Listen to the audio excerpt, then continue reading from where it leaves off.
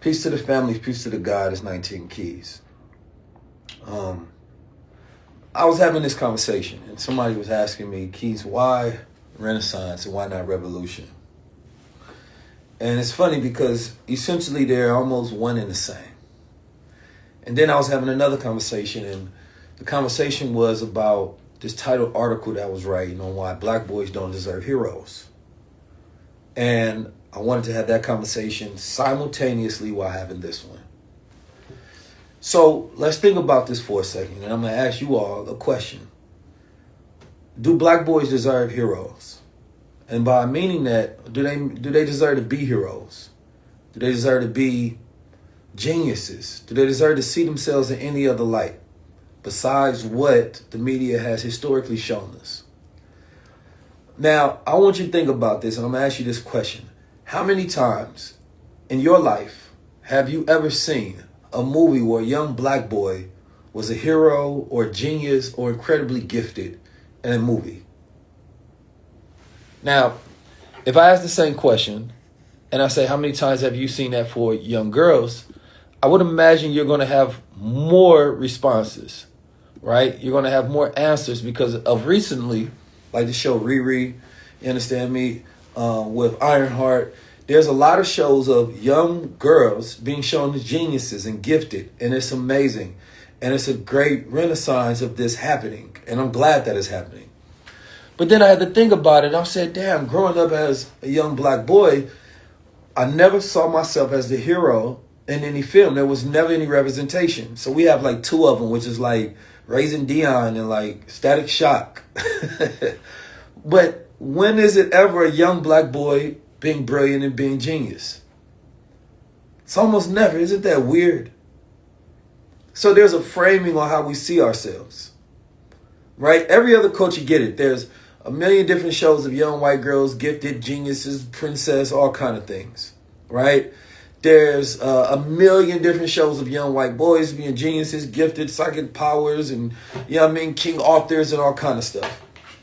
Then young black girls. There's been a renaissance of young black shows showing young black girls empowering themselves, right, as these geniuses or gifted young women, because that was coupled with representation by demonstration that comes out of the protests and activism from the feminist movement of intersectionality. And it became this thing where Empire was not afraid of young black girls seeing themselves, right, in these roles. But why are they afraid of young black men seeing themselves in those roles? I want y'all to think about this. In all my years, and I didn't realize it when I posed this question that it will take me down a rabbit hole of thinking about that in real time. I said, damn, I don't remember seeing any really. We have a few, the Jet Jackson show. But you can count them most likely on one hand. And they never became reoccurring. They were these outliers. One here, one this decade, another one come over here. But it never became a norm in our existence ever. And it's almost never became questioned. That the black man is just not the hero in his own story. Specifically the young black boy. Now, if you never see that, there's a psychological effect that happens when you don't have this psychological schema happens that when you don't see yourself beyond these normal tropes and stereotypes, right, then you don't become anything other than what you see. Decreases your self-esteem, right? Your belief within self. And also your own imagination is underfed. Young black boys have a malnourished imagination. A malnourished imagination from never seeing themselves in position of power. So we make movies about the drug dealer, the killer, the scammer, right? We show ourselves in all of these different lights. And it's mostly all trauma. And even when there is a young black man that's some genius, is always wrapped in trauma. They almost never have a father or a mother, and their brother done died or something. It's only wrapped in trauma.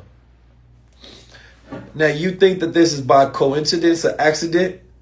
No.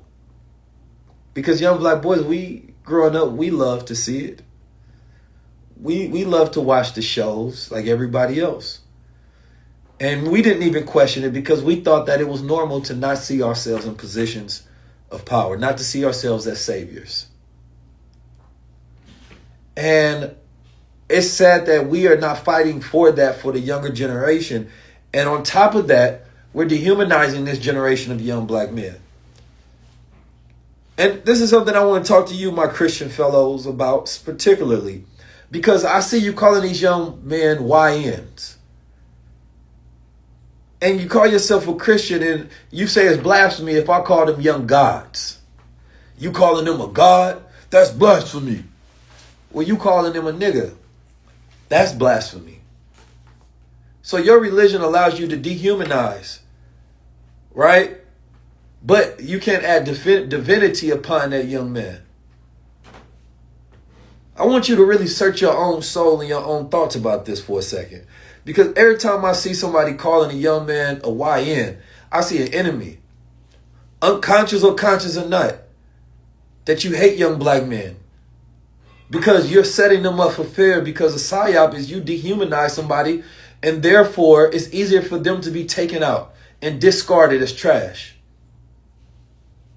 But I call them young gods and there's a problem. See, they don't want to see you reawaken to yourself because that self-esteem right there boosts your confidence to a level where you don't need anything outside of self.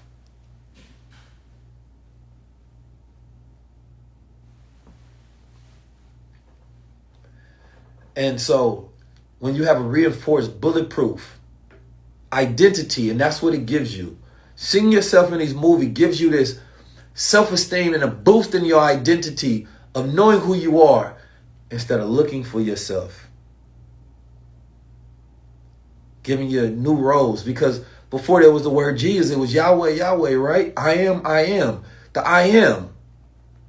Well, the movies is informing the identity of the I am because when you see yourself in a drug dealer, you say that's who I am. Instead of seeing yourself in a hero or seeing like a Richie Rich, but instead it's a young black boy that's rich saying that that's who I am. And I am is so powerful that it shapes reality.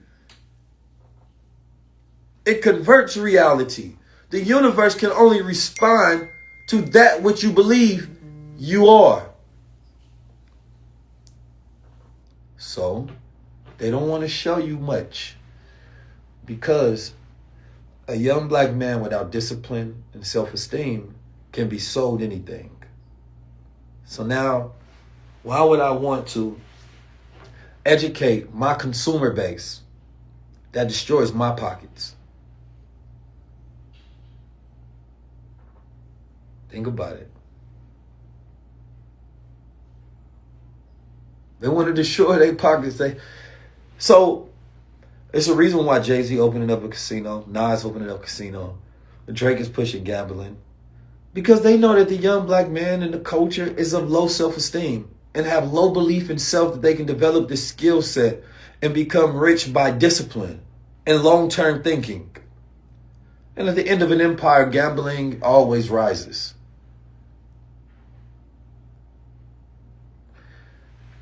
Now, what's the 100-year cycle? See, Harlem Renaissance happened at this point where it was a dark period in time in American history. Renaissances typically happen when there is a cultural stagnation, a societal stagnation.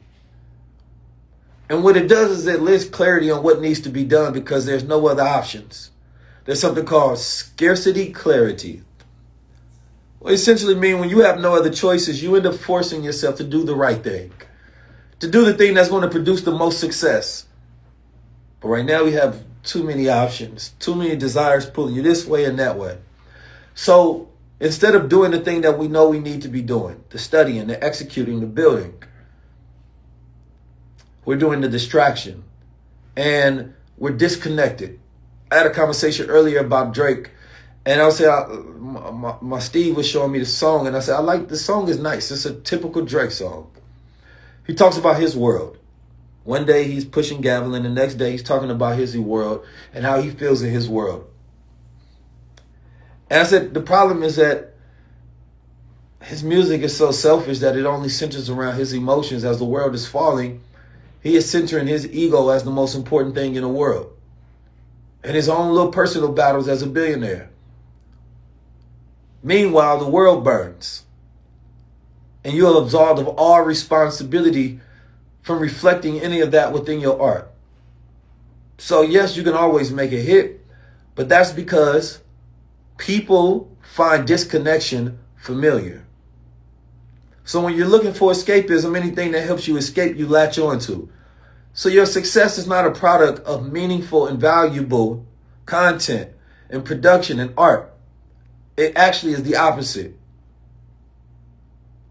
When artists take risk to say something real, they take risks of losing money, but gaining